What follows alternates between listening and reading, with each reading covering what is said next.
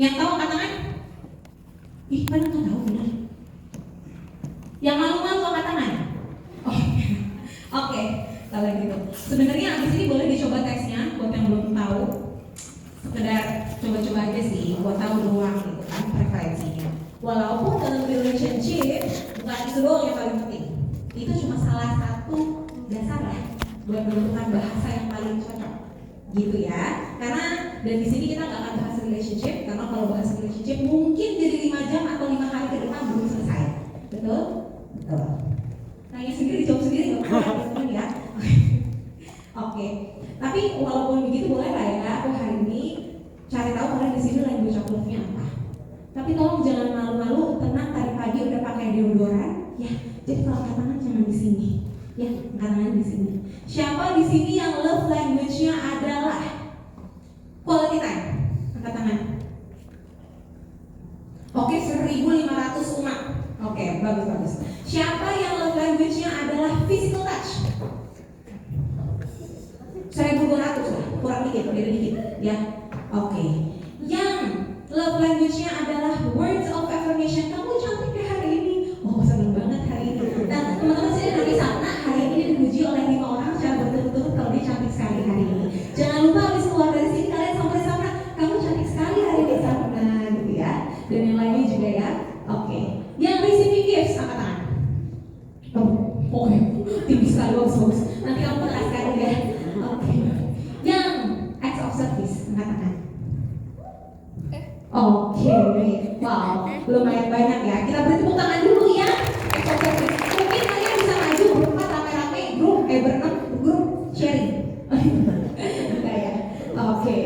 Sebenarnya teman-teman, jokes aside, gitu kan. Kenapa aku bikin polling ini? Aku cuma ngomong kalau ternyata sebenarnya yang paling salah dua, yang paling jarang love languages dari yang ada itu adalah satu receiving gifts. Itu karena memang personal, beda-beda lah. Setiap orang punya kecenderungan yang beda-beda. Dan kedua adalah acts of service. Gitu, itu paling jarang. Kalau menurut dia ya, yang bikin ya, dan hasil pollingnya aku juga nggak tahu. Gitu.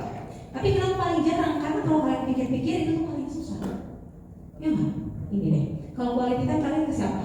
Kalian hadir, kasih kuping, mendengarkan, berdua, udah bahagia kan? Bahagia betul? Aku sih bahagia banget. Physical touch, lagi jalan ke mall, gandengan tangan. Rasanya langsung bener-bener paling kita kaplok terdepan banget nih. Orang lain iri nih mungkin kalau udah main tangan. Ketahuinya jangan gitu dong, jadi malu. Oke. Kalau receiving gifts, kasih hadiah. Ya, misalnya nggak harus materi sih Pak, tapi kasih sesuatu ya kan. Dibikinin lagu, sesuatu banget aku bikin lagu. Aku juga mau sih. Siapa yang mau bikin lagu? Oke. Tapi namanya acts of service. Kalian butuh waktu. Kalian butuh tenaga, kalian butuh apa nih? Tindakan secara spontan tanpa pamrih atau sukarela dan atas dasar inisiatif sendiri. Susah banget guys, bener dieksekusinya. Jadi buat kalian love language ini jangan sering ngambek sama pacar kalian atau sama teman kalian atau sama keluarga kalian kalau mereka nggak bisa kasih ini. Gak semudah itu bener. Gak semudah itu cuma ngomong, udah semangat ya. Gue tahu lo pasti bisa. Itu words of affirmation ya. Tapi benar-benar dia kayaknya capek nih, gue ambil air deh. Dia kayaknya lapar nih, gue ambil makanan deh, gue beliin gitu kan. Wah dia kayaknya bingung nih, pulang dari kampus nggak tahu mau naik apa. Oke jemput deh gitu ya. Susah kok. Dan sebenarnya ini adalah sesuatu yang biblical banget. Tuhan Yesus banyak banget contohin, banyak banget ngomongin tentang pelayanan. Dan Ivan seumur hidup dia di bumi ini, yang berapa tahun? 33 tahun, ya kan pelayanan di bumi sekitar 33,5 tahun, itu ya dia melayani kita. Gitu. So mungkin bisa next. Sama seperti anak manusia datang bukan untuk dilayani, melainkan untuk melayani dan untuk memberikan nyawanya menjadi tebusan bagi banyak orang. Di Matius 20 ayat 28. Kalau kalian baca 25-28 ini pas murid-murid Yesus tuh lagi ngobrol kayak Tuhan, terus Tuhan Yesus mau ngomongin, mau informasiin kalau dia mau mati di kayu salib, lagi kode-kode Tuhan Yesus. Tuhan Yesus bilang, gue di sini ya bakalan mati gitu. gue di sini gak bakalan kasih diri gue. Kalau lu nggak mau, kalau lu marah, coba aja ambil cawanku coba aja ambil cawanku gitu. Tapi ya enggak, aku datang ke sini memang untuk melayani gitu. Dan itu adalah sesuatu yang Tuhan sampaikan ke kita, ke anak-anaknya. Tuhan mau kita melayani. Oke, next. Jadi melayani menurut Alkitab itu apa sih? Tadi kalau Tuhan Yesus bilang dia datang untuk melayani, jadi apa sebenarnya gitu kan? Coba ya, next. Jadi dosen, tapi emang agak berurutan dikit, ada 3 topik. Oke. Nah, pertama-tama kita harus tahu dulu kalau Tuhan itu selain sudah melayani, itu Tuhan juga menetapkan kita sebagai pelayannya. Ini di Kisah Para Rasul 26, ini lagi ngomongin tentang kesaksian Paulus. Waktu itu masih Saulus, ya, pas pergi ke Damsyik, Tuhan benar-benar panggil dia. Tuhan ngomong gini, tapi sekarang bangunlah dan berdirilah. Kondisi waktu itu buta. Tuhan bilang, aku menampakkan diri kepadamu untuk menetapkan engkau menjadi pelayan dan saksi tentang segala sesuatu yang telah kau lihat daripadaku. Pelayan dan saksi dari segala sesuatu yang kita lihat, yang Tuhan Yesus lakukan kita. Dan tentang apa yang akan kuperlihatkan kepadamu nanti. Dan aku yakin banget Tuhan ini gak ngomong sama Paulus doang, Tuhan ngomong sama kita semua. Kenapa? Ini tuh cuma contoh, teman-teman. Saulus orang yang paling menganiaya umat Tuhan waktu itu, umat yang percaya sama Yesus adalah Mesias, adalah Tuhan, adalah anak Allah. Dia yang paling aniaya. Tapi Tuhan bisa pakai loh orang yang paling keji sekalipun, dan Tuhan mau pakai dia jadi pelayannya. Jadi kalau terbersit dalam hati kalian, dalam pikiran kalian sedikit aja, pelayanan bukan bidang gue itu mah, gue mah gak layak, gue mah gak pantas. Mohon maaf, kata Alkitab dan faktanya Tuhan Yesus pilih paling gak layak sekalipun. Jadi gak pernah kita yang tentukan kita gak layak, tapi selalu Tuhan. It's never because of what we think we are, selalu tentang apa yang Tuhan bikin kita, the image of God gitu. Jadi melayani itu tentang semua dari kita ya. Jangan ngerasa ada yang gak layak, jangan ngerasa ada yang bukan gue, itu mah temen gue aja tuh tak jadi WL. Temen gue suaranya jago, suaranya bagus jadi WL. Temen gue ngedramnya jago, jadi drummer. Temen gue ngedesainnya jago, jadi apa sih biasanya tuh graphic designer lah gitu. Bukan semua orang gitu. Next. Dan ketika yang namanya melayani, ya sebenarnya ngomongin apa sih? Di sini di Efesus 6, suratnya si tadi orang yang Tuhan panggil untuk melayani Tuhan, si Paulus, dia bikin surat ke Efesus. Dia bilang ke orang-orang di jemaat di Efesus, jangan hanya di hadapan mereka saja dan untuk menyenangkan hati orang, tapi yang namanya hamba-hamba Kristus harus dengan segenap hati. Segenap hati ngapain? Melakukan kehendak Allah. Jadi yang namanya melayani itu adalah melakukan kehendak Allah. Ya, bukan sekedar pacarku sukanya acts of service aku lakukan. Enggak, yang namanya melayani itu kehendak Allah dan itu dilakukan dalam setiap hal di kehidupan kita setiap hari. Oke. Dan yang dengan rela menjalankan pelayanannya seperti orang-orang yang melayani Tuhan dan bukan untuk manusia.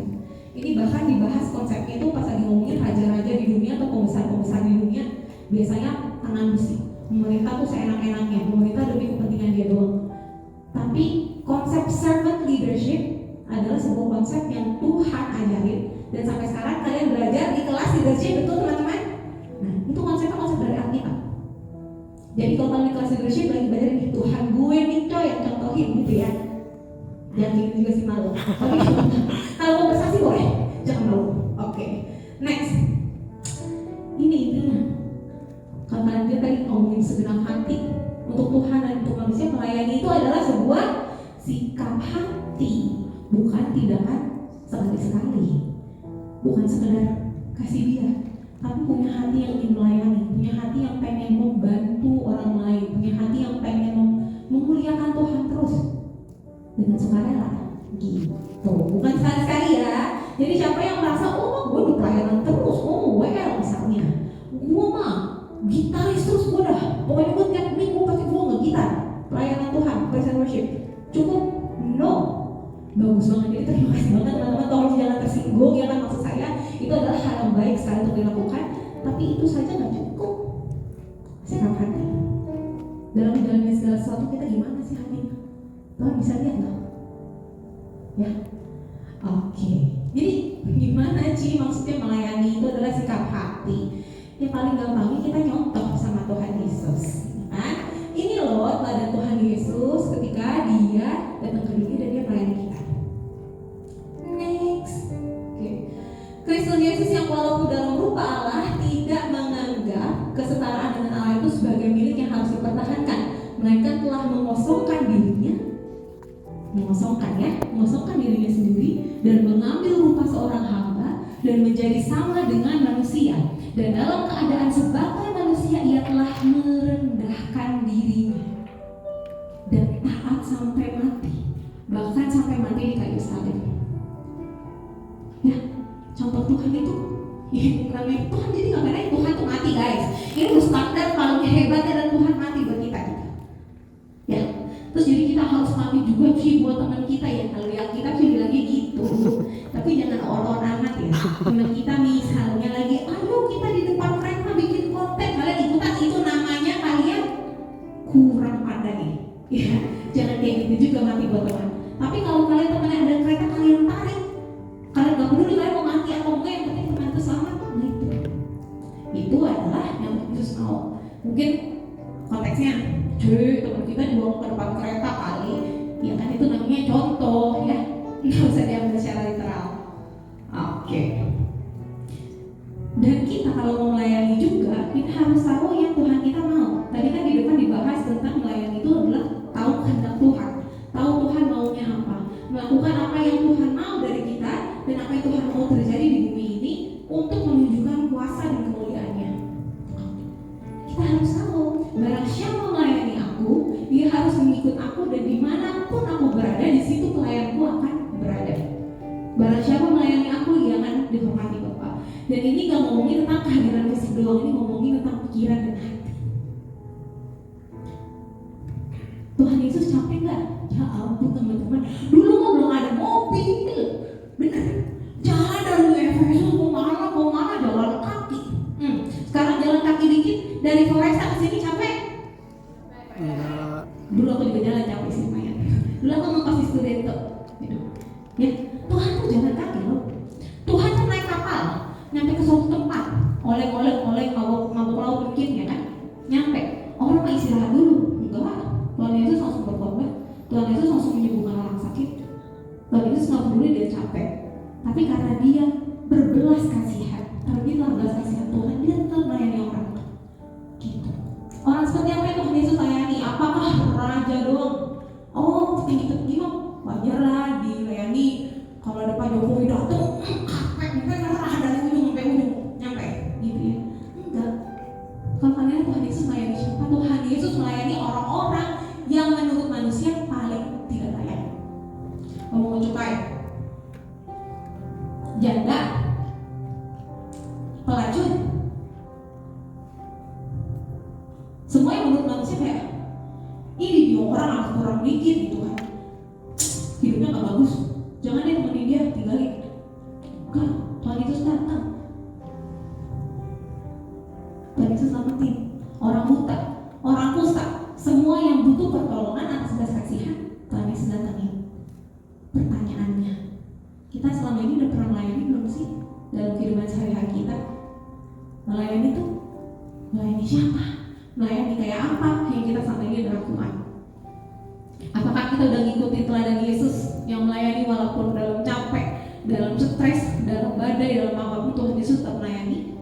Melayani orang yang dianggap semua orang lain gak layak, orang yang mungkin pendiam banget, free rider, orang yang mungkin dia mah sombong misalnya, malu saya temenin. Atau mungkin teman kita ini dia benar-benar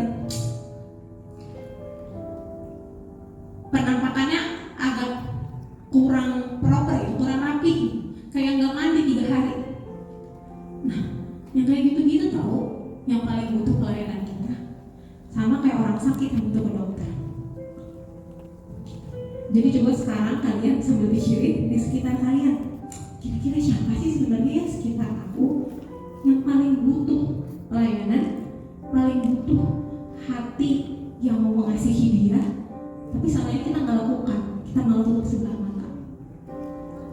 Merenung 10 detik ya, coba muncul nggak mukanya ngezoom depan muka kalian?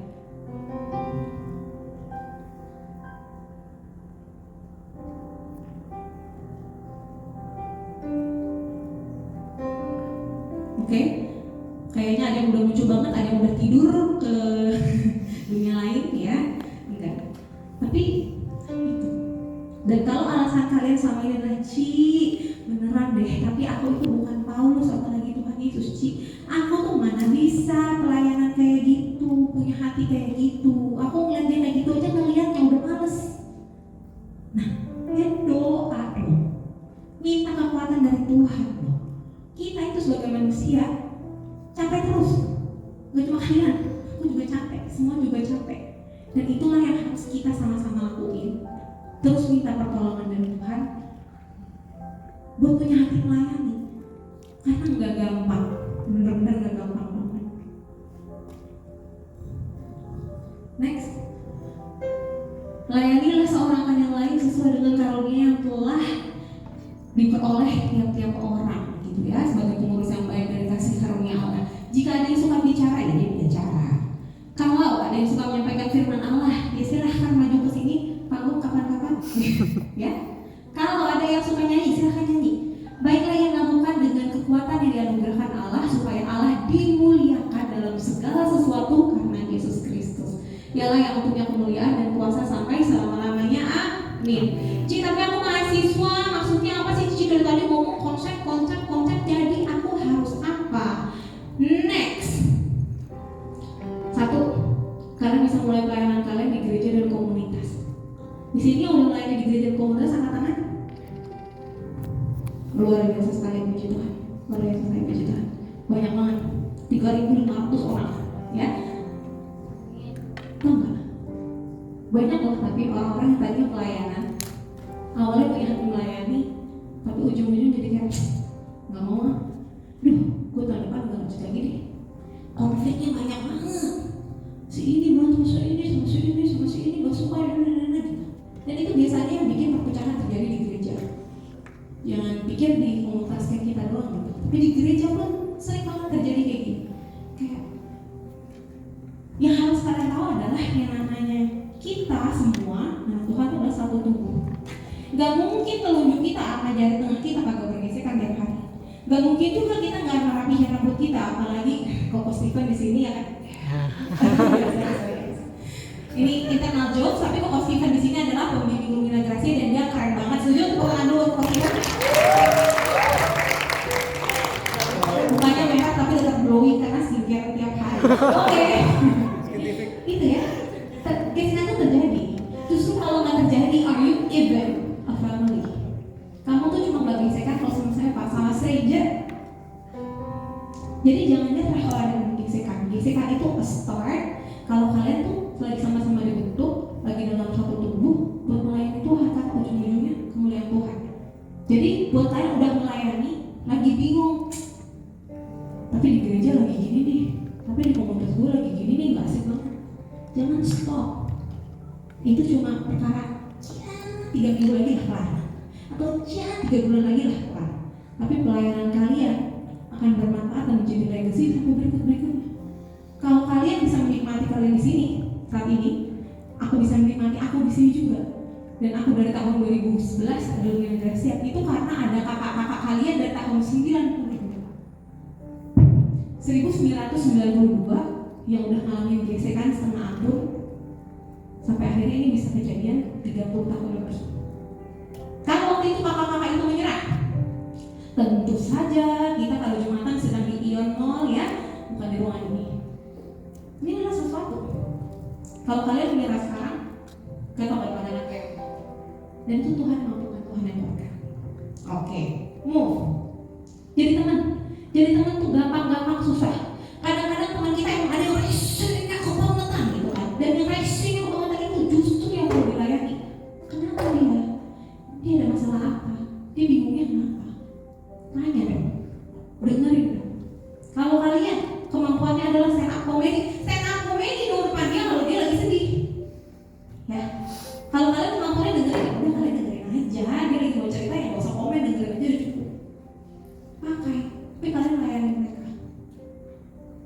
Ci, kayaknya aku deh perlu dilayani. Itu tadi Cici bilang, aku lagi sedih, aku lagi susah, lagi capek, aku yang perlu dilayani. Memang semua orang dari kita perlu dilayani, tapi semua orang dari kita di saat yang sama juga perlu melayani.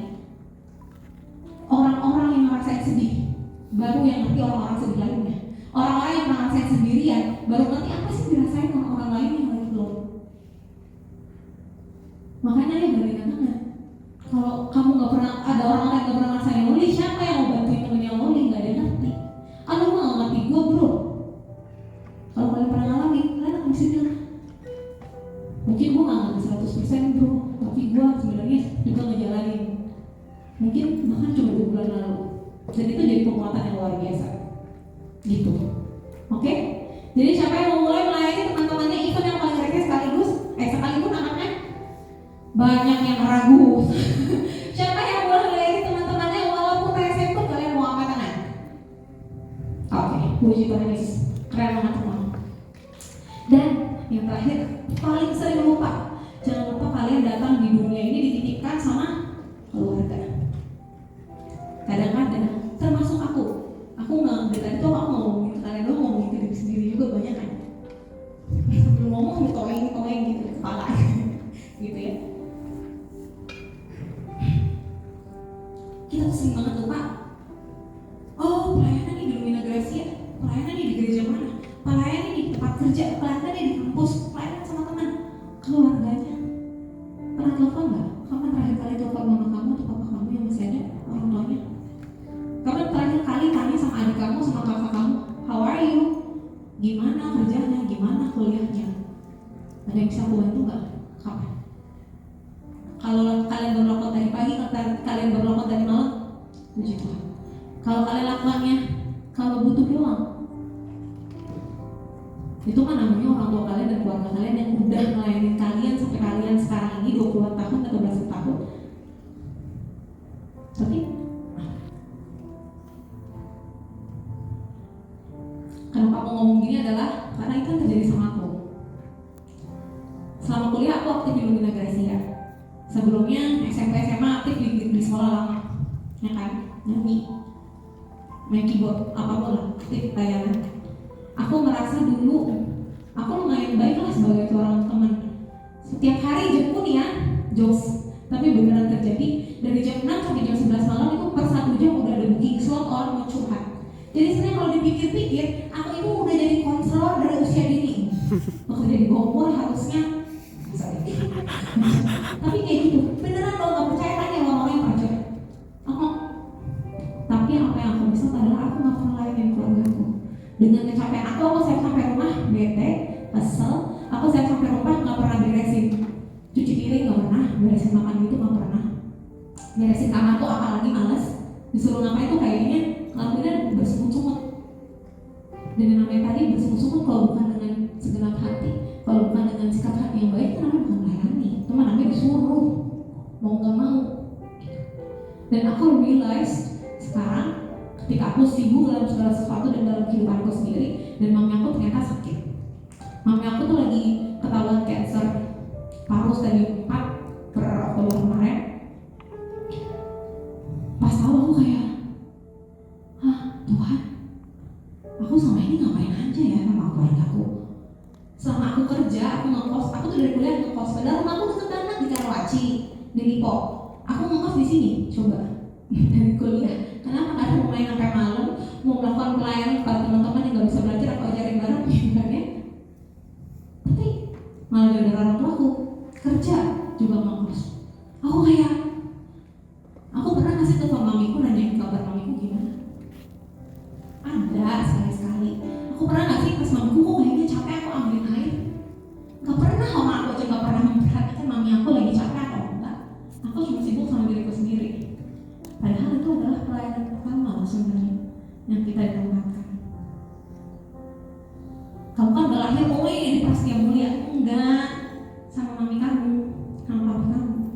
Jadi buat kamu yang punya keluarga, kamu yang masih punya mami, masih punya papi, masih punya adik, kakak atau siapapun itu, jangan lupa tanyain kalau lagi capek, mam mau dipijitin enggak?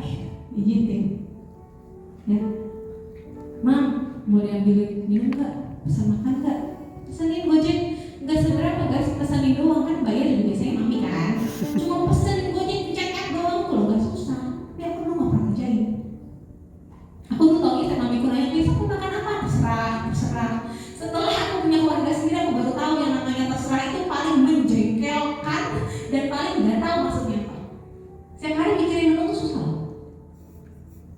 pelayanan yang mami kamu udah lakukan terhadap kamu, yang papa kamu udah lakukan terhadap kamu, yang mungkin kakak atau adik kamu udah lakukan terhadap kamu.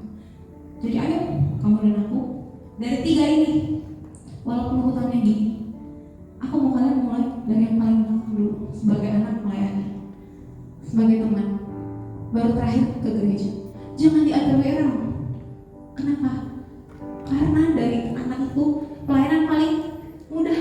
Gak perlu kalian punya ketalenta apa buat melayani mami kalian. Enggak, cuma perlu sikap hati, cuma ngelakuin hal kecil. Ya, jadi hal-hal kecil itu paling berharga. Dan jangan ngerasa melayani itu sekedar hal-hal besar, selamatin orang dari kereta baru melayani. Enggak. Dan aku rasa kalian semua tahu. Jadi abis ini aku pengen banget sih semua dari kita tuh datang ke keluarga masing-masing, layani mereka. Mereka perlu apa? Mereka cuma perlu kehadiran anak mereka di samping mereka aja bagus. Jangan lupa bawa orang tuanya check up. Ya, karena ternyata cancer aku baru tahu itu harusnya udah ada di tubuh mami aku 10-11 tahun yang lalu. Dan aku baru tahu 10 tahun kemudian saat itu udah ganas.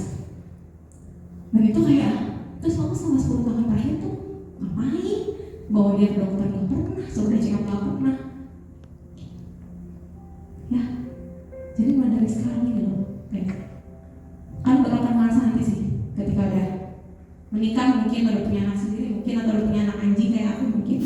Nanti foto aku tadi begitu aja gitu. Tapi itu baru berasa, benar-benar baru berasa. Jangan takut kalau kalian capek, jangan takut kalau kalian gak mampu, karena Tuhan yang mampuin. Dan dengan melayanilah kapasitas kita akan bertambah. Aku selalu kaget dan aku yakin kalian akan amazed dan kaget banget ketika kalian melayani. Kalian tadinya capek banget, jadi punya kesegaran sendiri, jadi punya ketenangan sendiri, jadi punya semangat yang baru karena kalian lihat, oh, ternyata apa yang aku lakukan berdampak luar biasa bagi orang lain. Dan itu karya tangan Tuhan. Yuk, mulai hari ini kita sama-sama jadi si paling acts of service ya, kayak judulnya. Ayo kita jadi orang yang paling melayani, bukain kayak pintu, hal-hal kecil. Kalau itu dibiasakan dan bukan jadi tindakan sehari-hari, itu akan jadi sikap hati kita. Dan aku yakin banget setiap orang yang di sini bisa.